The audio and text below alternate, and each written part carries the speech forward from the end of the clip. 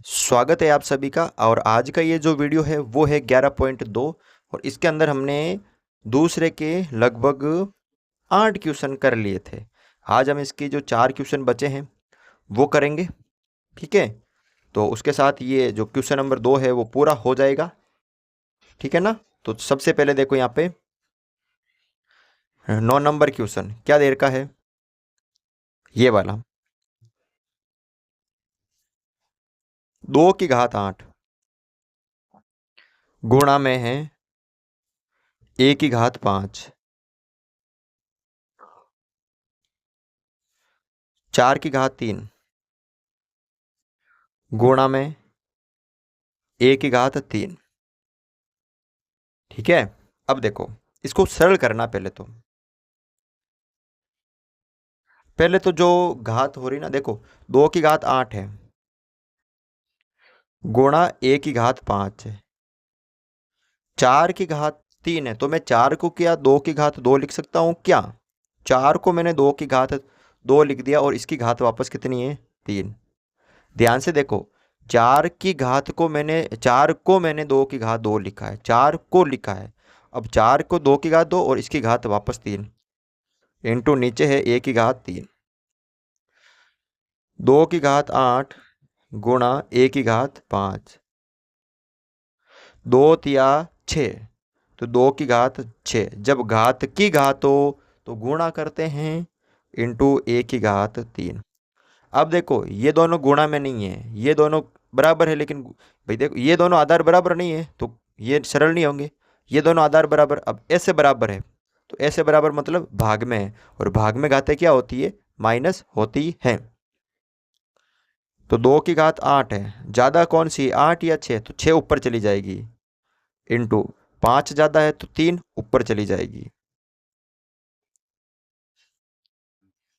तो 8 में से 6 गए तो 2, 8 में से 6 गए तो 2 इंटू A की घात 5 में से 3 गए तो 2। ये इसका क्या होगा? उत्तर होगा। या इसको आप ऐसे भी लिख सकते हो, 2A और दोनों की घात है तो ये 2, ऐसे भी इसको लिख सकते हो। ठीक है, 10वां क्वेश्चन देखो, A की घात 5 बटा A की घात 3 कोष्टक में और इंटू A की घात 8। अब इसका हर मैंने मान लिया 1। अब देखो ये दोनों गुणा में ना और आधार बराबर है तो घातों को प्लस कर लेंगे। तो A की घात 5 प्लस 8, 5 प्लस 8 कर लेंगे बटा A की घात नीचे 3। 5 और 8 कितने हो गए? 13 हो गए ना, बटा नीचे A की घात 3। तो 13 में से 3 जाएंगे क्योंकि घातें बराबर नहीं, अलग अलग है, लेकिन आधार तो बराबर है। जब आधार बराबर हो और ये दोनों भाग के अंदर है तो घात को माइनस करते हैं, 13 में से 3 जाएंगे तो A की घात 10। ये इसका उत्तर होगा। 11वां क्वेश्चन देखो, 4 की घात 5 इंटू A की घात 8 और B की घात 3। 4 की घात 5 इंटू A की घात 5 और B की घात 2। ठीक है, देखो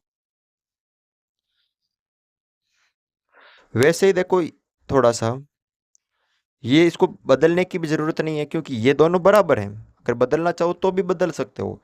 4 को क्या लिख सकते हैं? 2 की घात 2 और इसकी घात 5 और A की घात 8।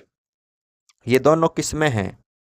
गुणा के अंदर है ना, बटा 4 को भी लिख सकते हैं 2 की घात 2 और इसकी घात वापस कितनी है? 5 और A की घात कितनी है? 5 और B की घात कितनी है? 2।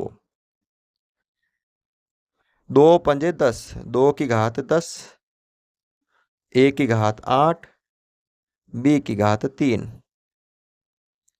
2 पंजे 10, 2 की घात 10, A की घात 5 और B की घात 2। इसको काट भी सकते हो या इसको सरल भी कर सकते हो। कैसे? देखो सब भाग में है तो घातें क्या होगी? माइनस। अब 10 ऊपर चले जाएंगे तो 2 की घात 10 माइनस 10 गुणा ए की घात 8 माइनस 5 गुणा बी की घात 3 माइनस 2। 10 में से 10 गए तो 0, 8 में से 5 गए तो 3, 3 में से 2 गए तो 1, तो दो इसका मान तो हो गया 1 गुणा ए की घात 3 इंटू बी की घात 1। या इसको ऐसे लिख सकते हैं ए की घात 3 बी, ऐसे भी इसका क्या होगा उत्तर हो जाएगा। ठीक है, ये होगा आपका नंबर, ये 11वां क्वेश्चन। ठीक है, क्वेश्चन नंबर देखो यहाँ पे लास्ट है इसका 12 नंबर। 2 की घात 3 गुणा 2 की घात 1 या 2, इसकी घात 2। अब 2 जो है ना इसकी भी घात है और इसकी भी घात है, तो 2 की घात 3 है, इसकी भी घात 2 है, इंटू 2 है ना तो इसकी भी घात 2 है, 2 जो है इसका भी, इसकी भी घात है, इसकी भी। 2 तिया 6, 2 की घात 6 इंटू 2 की घात 2। आधार अलग अलग है क्या, बराबर बराबर है तो गुणा है और घातें प्लस हो जाएगी।